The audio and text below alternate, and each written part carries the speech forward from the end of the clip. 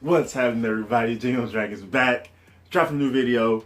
So today, I only find this on Twitter, as I know I have it every year, but there's so it's National Comic Book Day, right? Which, if you're a comic book fan, every day is Comic Book Day, and that's cool. But National Comic Book Day, because every day is something. There's always national something. That's cool. Comic Book Day, Video Game Day, Pizza Day, Cheeseburger Day. I'm down for all of those. There should be a National Candy Day, which I make every day because I have a massive sweet tooth. But anyways, today's National Comic Book Day. So I really had another video lined up I was going to drop, but I was thinking about National Comic Book Day. I was like, oh, I got to do this. This will give me another chance to do a different type of video. And no script, nothing. I'm just kind of winging this one. So this one I'm going to dedicate to, I probably listed in the title too. So National Comic Book Day, we're celebrating that with a special video. And I'm just going to go about some of my favorite comic book stuff. And I'm going to titles, creators, characters. I might even show off my bookshelf that has all my like trades, hardcovers, and graphic novels. And it has a bunch of other collectibles like just hanging out there as well. So I might even show that off too, just for a nice little, neat little visual aid, just to mix it up. So yeah, National Comic Book Day. So had to do it, do a special. Throw on my favorite X-Men shirt because I love this shirt. I love this cover. Seriously, Uncanny X-Men 490. Crap, I forget it's 492 or 497. But it's Mark Silvestri. Wait, I think it's 492. Damn it, I forgot. Anyways, Uncanny X-Men. It's a variant for Uncanny X-Men 492 or 497 by Mark Silvestri. I just love this cover. Cyclops, Archangel, Angel, Storm, Wolverine, Colossus, and Nightcrawler. It has Cyclops holding the X flag. I just love this cover. I have this comic. And if you follow me if you subscribe and seen any of my videos pretty much, I talk about how the X-Men are my favorite. I always love the X-Men, seriously. And this video wouldn't even be, I couldn't do like justice to my love of the X-Men in this video alone. So I just kind of touched on a little bit. But just X-Men are my favorite comic book property. And seriously, I just love everything about the X-Men. Not everything, but obviously there's some things I don't care about. But I just love the X-Men, seriously. It's just fantastic characters, stories. And my favorite comic book of all time, which I don't have on hand to show, or do I? No, I don't. Uncanny X-Men number 304. Now, let me tell you why. Which I've done, I think I did a video dedicated to this specific comic book years ago. Uncanny X-Men 304 is part of the Fatal Attraction storyline. You got the X-Men, Magneto, the Acolytes. When I was a kid, I used to pronounce that occultists or something. I didn't know how to pronounce acolytes when I was young, but I kind of figured out as I got older. So acolytes, and then you got it kind of follows up with one of the preceding events was Illyana, Colossus' sister, also known as Magic. She was, how do you say that now? It's like, yeah, I guess you could say she was killed. Whatever. She was in the hospital and she died. Pretty sure she died. Yeah. So, and Colossus was just pissed off with Xavier about this. He was seriously, he was just done. Like, it cost him his sister. He'd already been through so much in the Soviet Union, Russia, all that.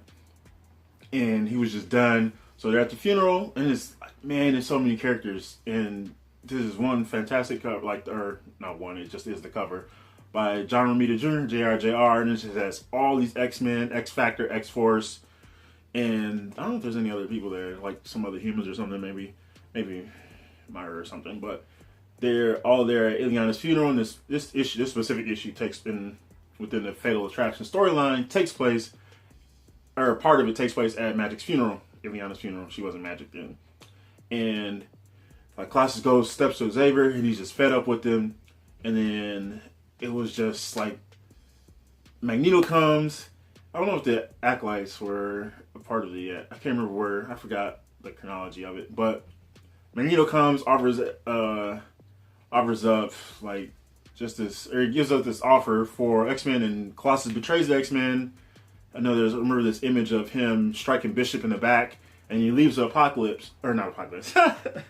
He leaves with Magneto, and he goes up with him and becomes one of the Acolytes. And there, you could probably find. I'm trying to think if you probably come across, if you're not that well versed, and you see Colossus in a weird costume, it's like red, purple. That's the Acolyte's costume. So that's from his time with them. And so yeah, Fatal Attraction is just fantastic. Uncanny X-Men 304. I just love it so much about the X-Men. There's the death, which is a big part of X-Men's life. A lot of people have died. You just got just the, I don't know, you got X-Men, X-Force, X-Factor. You got Magneto, which is just so ingrained into who the X-Men are. And then Professor X and Magneto, their opposing ideologies, their relationship, and just the community, family, and the friendships among those mutant teams, or just among mutants, period. So yeah, there's that. Uncanny X-Men 304, X-Men my favorite. That's my favorite single issue of all time. Some of my favorite X-Men: Cyclops, Storm, Wolverine, Archangel. Well, I won't say Archangel, but he's up there. I don't know. I love a lot of X-Men, seriously. Gambit, Crazy, Dope, Rogue, Nightcrawler, Colossus. Nightcrawler, Colossus are, I'd probably say, two of, if you like the heart of something, like Nightcrawler and Colossus are two people that you could look at and be like, they're the heart of the X-Men kind of thing. Maybe Beast too, Beast and Kitty. But like Nightcrawler and Colossus, I remember when they died, I remember those deaths, like, I remember Nightcrawler died during, was it Second, wait, no, not Second Coming. Was it Second Coming? I got those mutant, like that crossover mixed up. No, Messiah Complex. Because there was like the backup story that had a separate name too as well. So I got them kind of mixed up. I'm pretty sure it was Messiah Complex. Or second, no wait. It was Messiah Complex or Second Coming. I can't remember now. Somebody correct me, please. I'll just look it up after the video. And so Nightcrawler died then. Colossus died back in Uncanny X-Men 390. 390 or 392. I can't remember. But so this was the great and tragic thing about Colossus' death. Comic book death. You guys got to do air quotes or something, because comic book death doesn't mean a whole lot. Except for Uncle Ben. That bastard's still dead. So Strife, Cable's clone, this whole weird thing, 90s, 90s comics. So he creates the legacy virus, which took my man Pyro. I love Pyro. Pyro was a victim of the legacy virus, and I was issuing Maverick was too. Well, did he really die though? I remember he was injured, but Pyro was one of the victims of the legacy virus that I remember well, because I like Pyro a lot. He was one of my favorite villains, and always like a staple of the Brotherhood of the Evil Mutants to me anyway.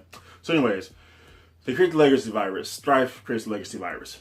Now they do find a cure, or the cure for the legacy virus ended up being that it needed, I don't remember, I don't know, there's probably like a medical term for this, because it sounds legit, that it would need, I don't even know but it basically needed someone to be sacrificed. Someone would have to inject it for it to be released, maybe airborne. I'm not sure how that works, so I'm not a medical professional.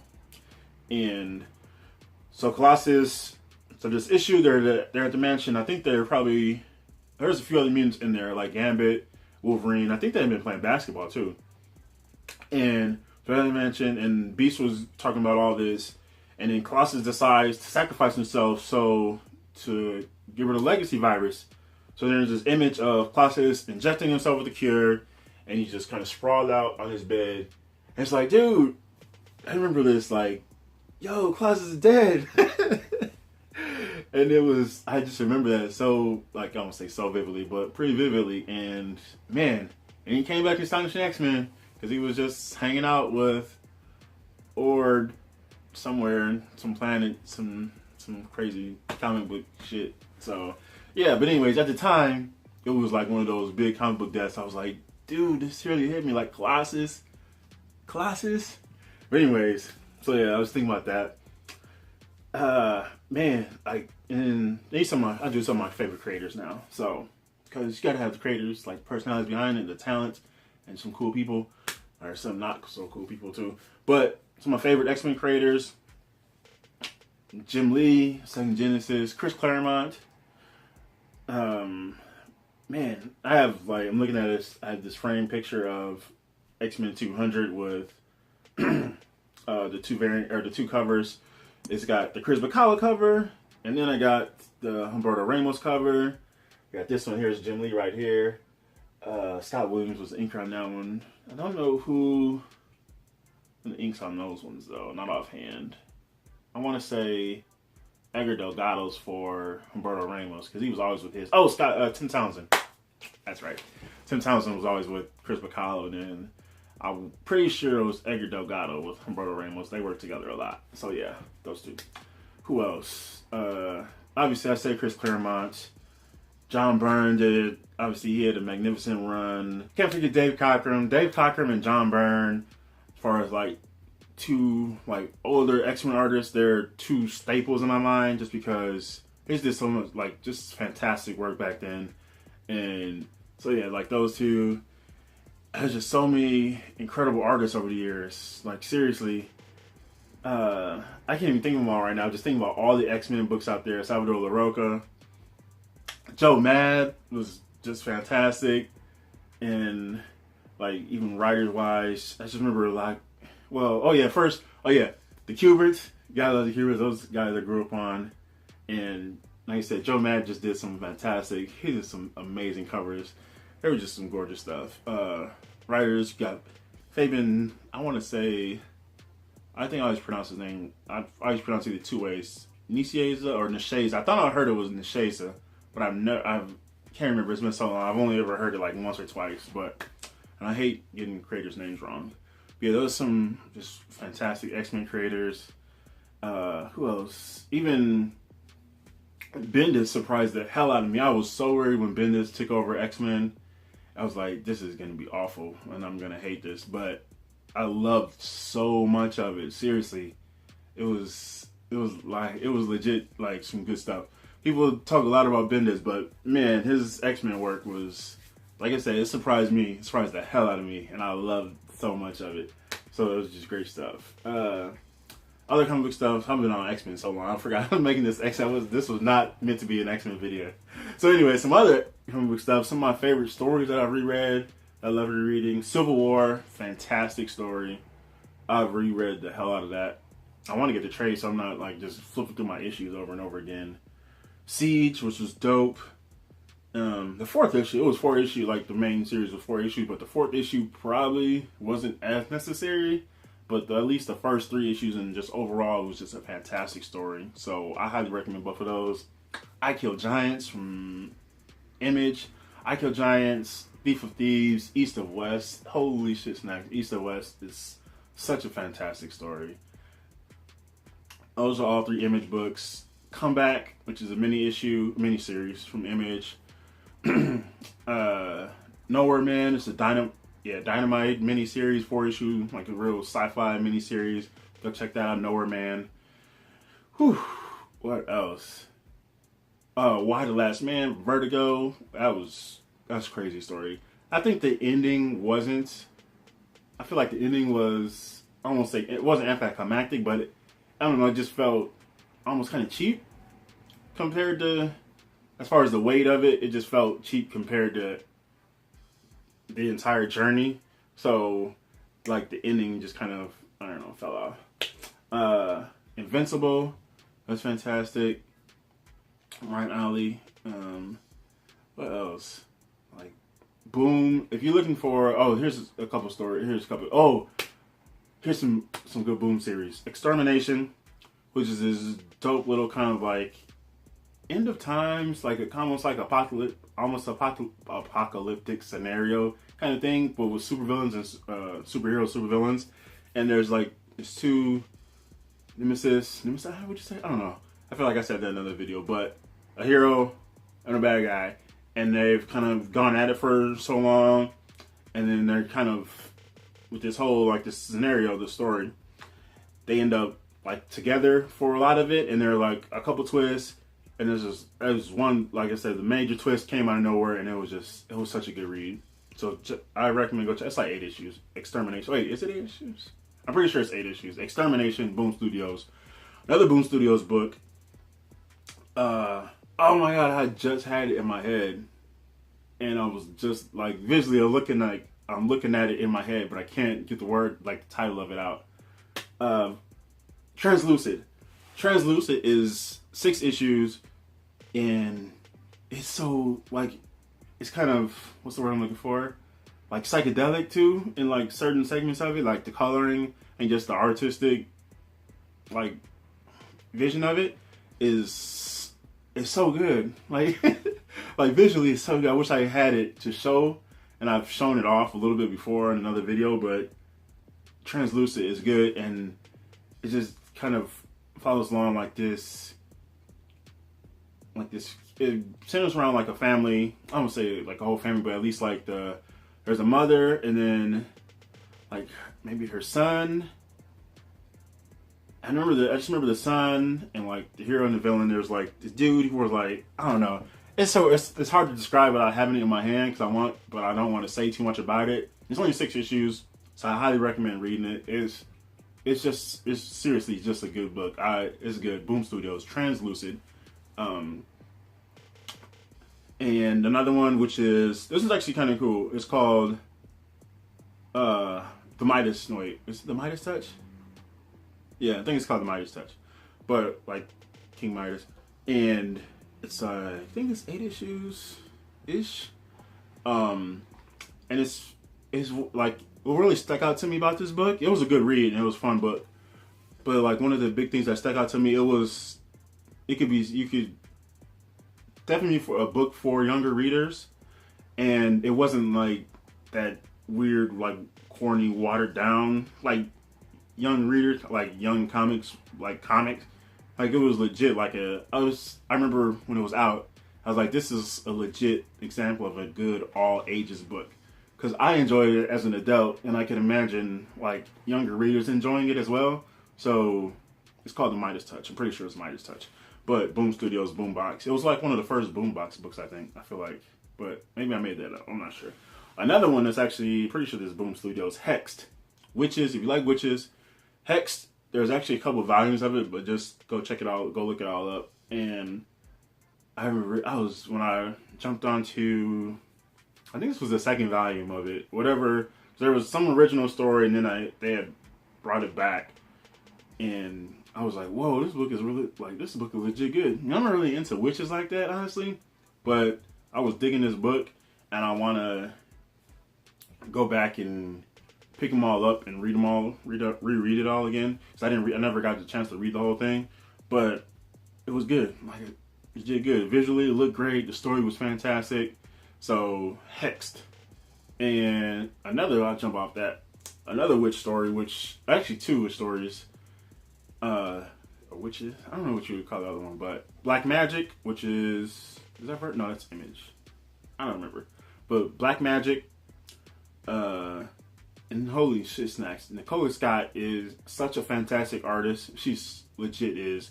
She actually reminds me of Stefano Caselli, who's one of my favorite artists who did some Amazing Spider-Man and some G.I. Joe stuff way back.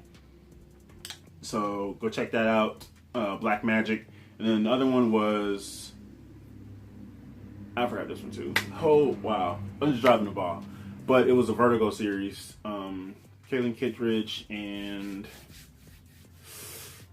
what was the other lady's name? I'm pretty sure it's Kaylin Kittredge. That was one of the ladies who worked on it. But it was Coffin Hill. That's what it was. So go check out Coffin Hill. That was Vertigo. I'm pretty sure it's Vertigo. Yeah, those were just some really good stories. So I already talked about Boom, couple archaic titles. The Killer and Rust. 2 seriously just fantastic comic books. Rust is definitely a good all ages book. The Killer, it was actually a French comic, and then they picked it up and like I translated to English, whatnot, and that's a fantastic book too. Like seriously, those are some great books. Like Rust, dude, go read Rust. Seriously, it's a damn good looking book too. See, they both look pretty good. Fantastic stories and visuals. So that's 2 highly recommended books. Another one of my favorite books of all time, Umbrella Academy.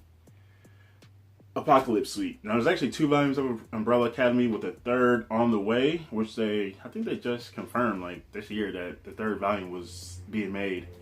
Or at least, yeah, I think they actually said it was already in progress, so it wasn't just like we are going to make it at some point. But yeah, they are. I'm pretty sure they're in progress of making the third volume. So, but yeah, Umbrella Academy. There's Apocalypse Suite, which was the first volume, and then Dallas was the second one. It wasn't as good as Apocalypse Suite, but man, was Apocalypse Suite such a good read. I've read that one tons of times. I have the trade, and I have most of the issues, the single issue. I wanted the single issues though, just for collecting. But yeah, I love that book. And there's, I guess there's a series coming to FX or Netflix. FX.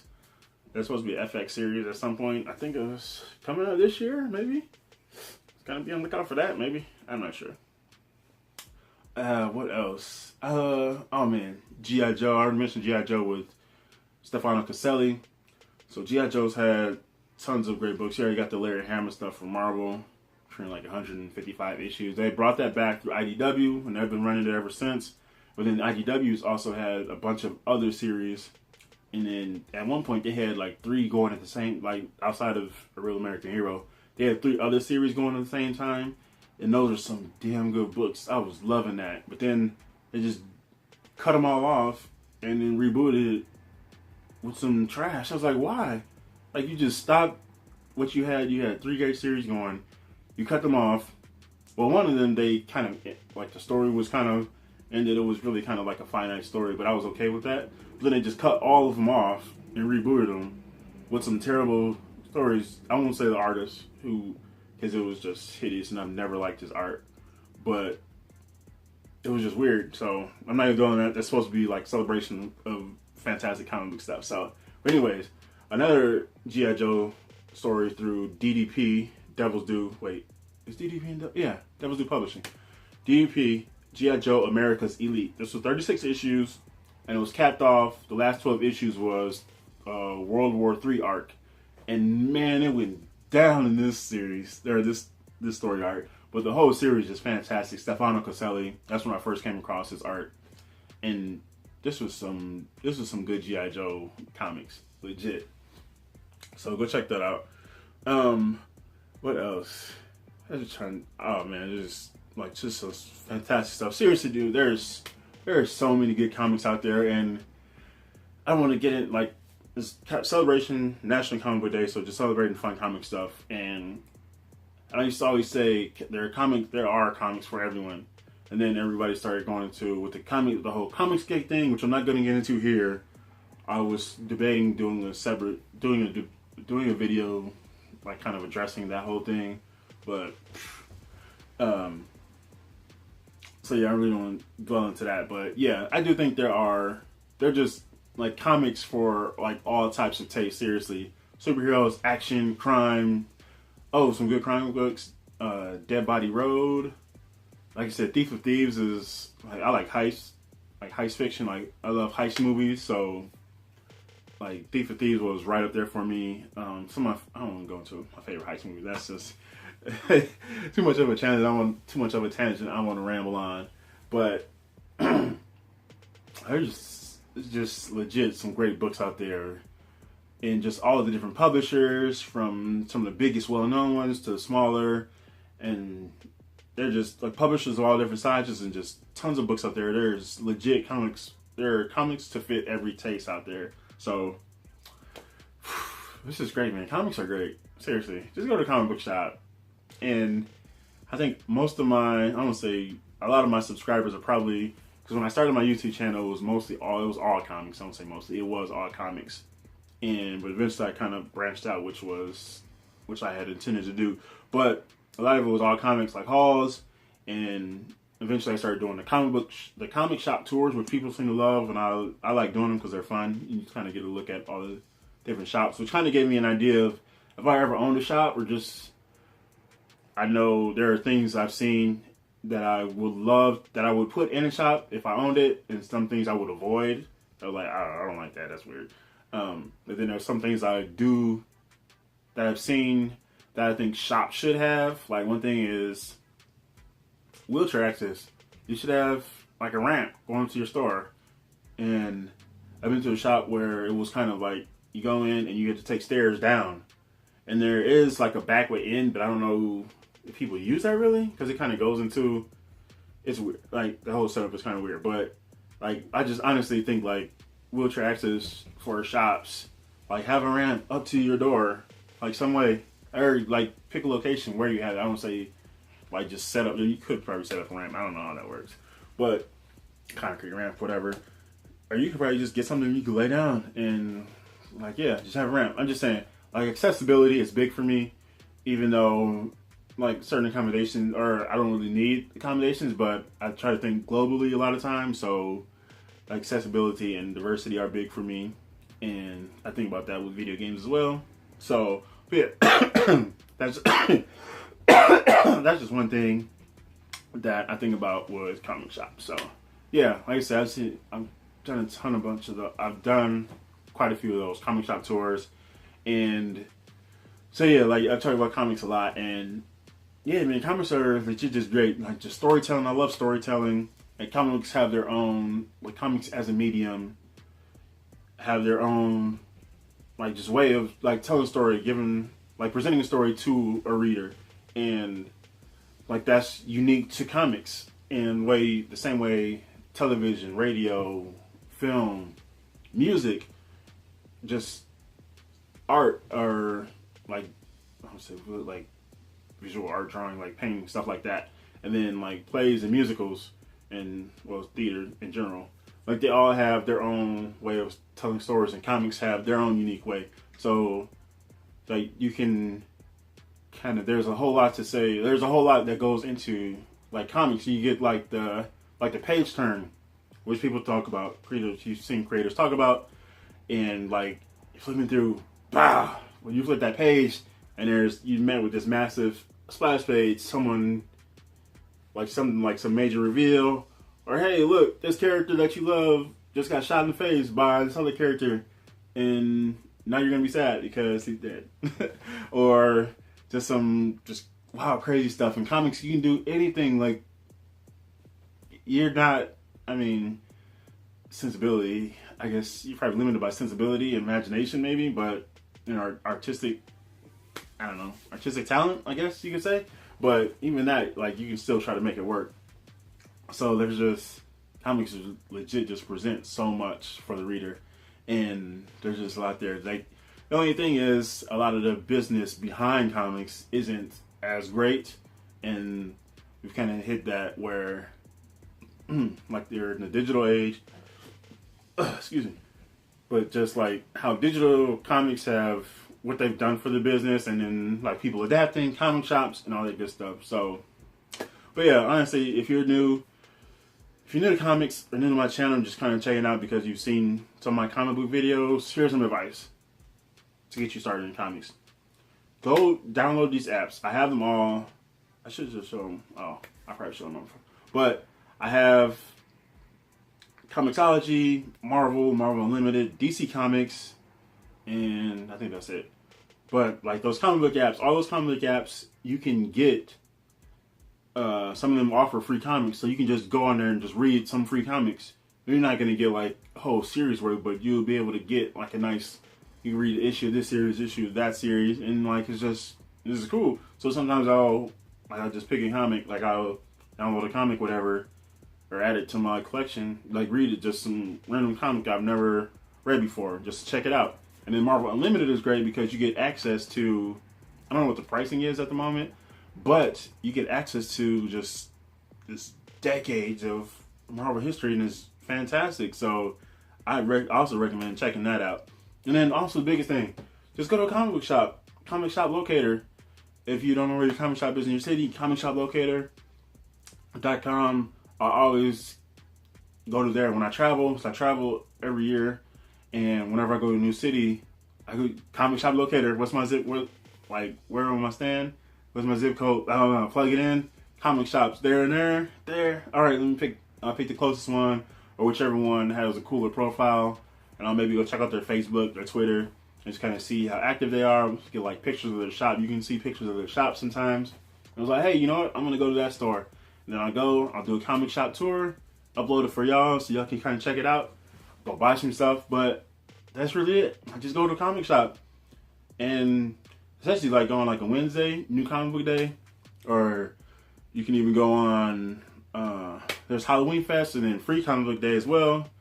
And there's just tons of comics. You can go pick up some of those free comics, go buy some comics, and there's tons of stuff. Seriously, just go and just try out some stuff. Don't be worried. Like, if you've heard of series and you're like, oh, you know what, I'm kind of curious about that, and it has a high issue count, don't worry about it. I promise you, it will be all right. Tons of people who grew up on comics are used to just going into a shop, picking out issue 357. I don't know, that's a stupid number, but just any number, and like high whatever, and just, hey, you know, let me check this out because the cover looks cool, or hey, I like that character, or that character looks cool, whatever, and then you just kind of jump in, like, whatever.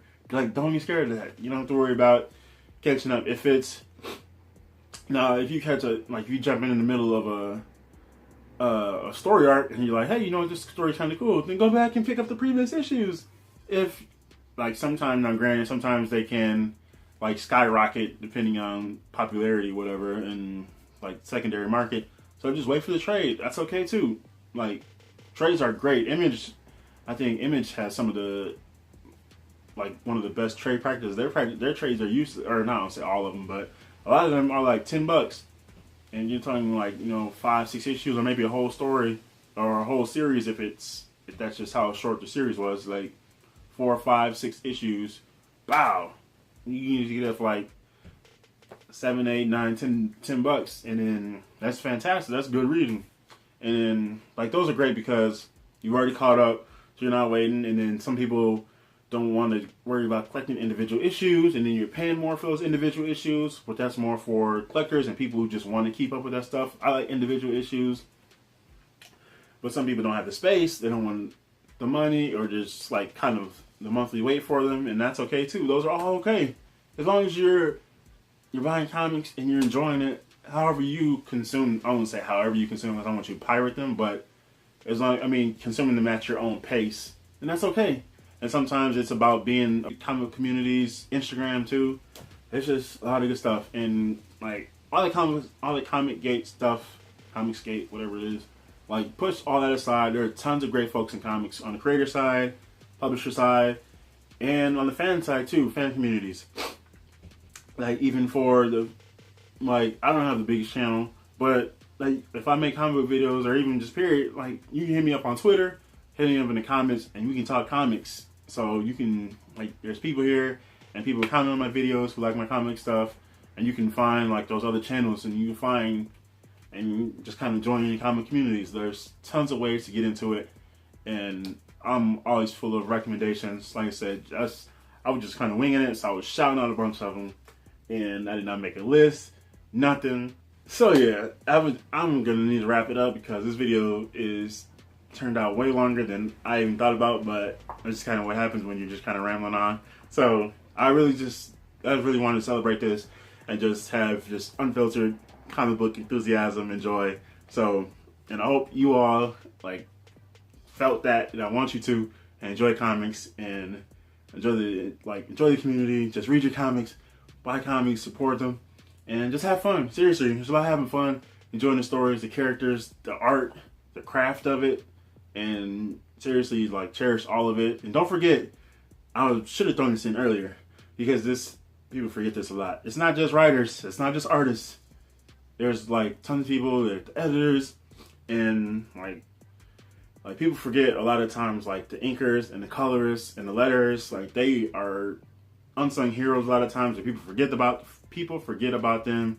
They don't often get credited in reviews and previews, and even publishers are guilty of this too.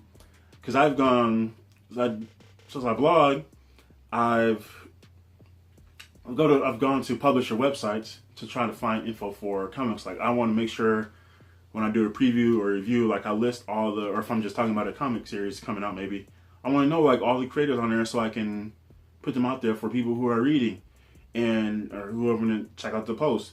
So I want to be able to like credit those people, because they, like, you know, this is their craft, this is their livelihood, and I want to show them support by like acknowledging that, you know, that they exist. So it's a shame. That's one of the tragedies of comics, is going to a publisher's website and they don't even have full creator credits on other books. If you go to preview, like there's a list, like solicitation, whatever. It's like you see the writer and artist. Okay, what about the letter? What about the inker? What about the colors? You gonna forget about these people? Why? We need to keep them in there. That's why this whole thing with like inkers and colors, at least colors one time. I remember that going around on Twitter. It's like, why? What are you talking about? Like include those people in there. They're part of the book. They help bring the book to life. They're creators. Just because they aren't the writer or the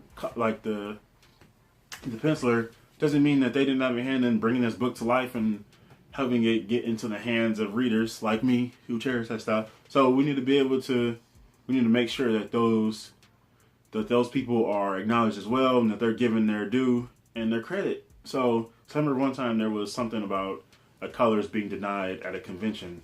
It's like, what are you talking about? Like, why? Like, they're artists. Give them their due. Show them some love.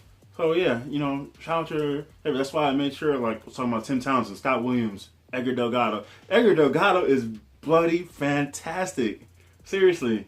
And like him and Loretta Ramos and just Chris McCullough, Tim Townsend. Just love those fantastic teams. So seriously. And you should know Scott Williams. If you're a big fan of Jim Lee, like, you know Scott Williams because you always see his name like attached to that somehow. So, another pair of comic creators, Terry and Rachel Dodson, which I've talked about.